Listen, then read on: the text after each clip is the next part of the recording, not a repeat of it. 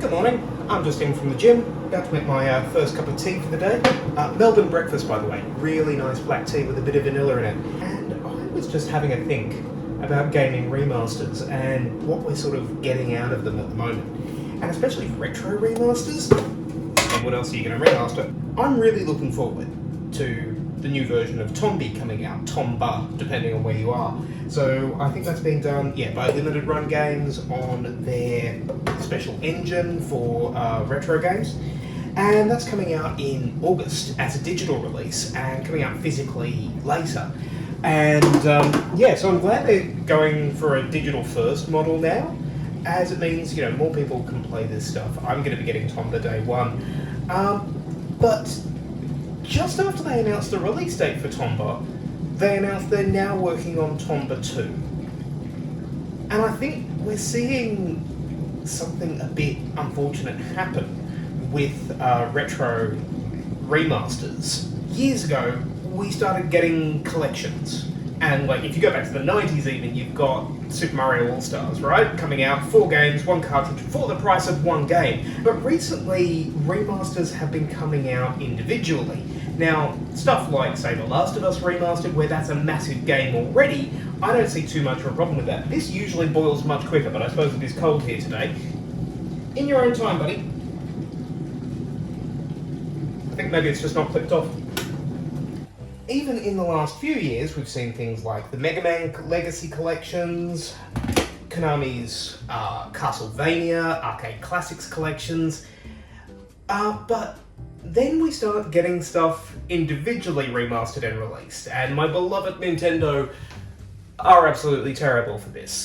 Super Mario RPG, as much as I love it, instead of releasing the original version, maybe there were problems with Square, I don't know, they do this full-blown remaster and sell it for, I think, a little under, full price. I don't think it was quite the price of Tears of the Kingdom, but still. And, also Link's Awakening, which I felt I had to buy because it is one of my favourite Zelda games. But then the original version comes out on the NSO just afterwards, and you're like, oh, okay, so that was always possible.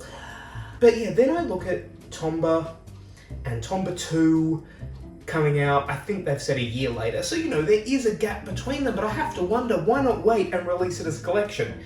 Because I'm pretty sure, say, 6 months after Tomba 2 comes out, there will be a digital collected release of both games. And I'm not begrudging Limited Run, who have developed this engine to make it easier to re-release retro games on modern systems.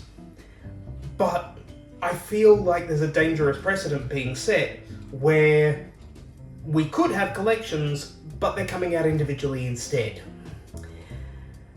And I don't necessarily know what the solution is to this, aside from do collections, but then do they cut back on the quality of life improvements? Things like save states, rewinds, widescreen, updated graphics.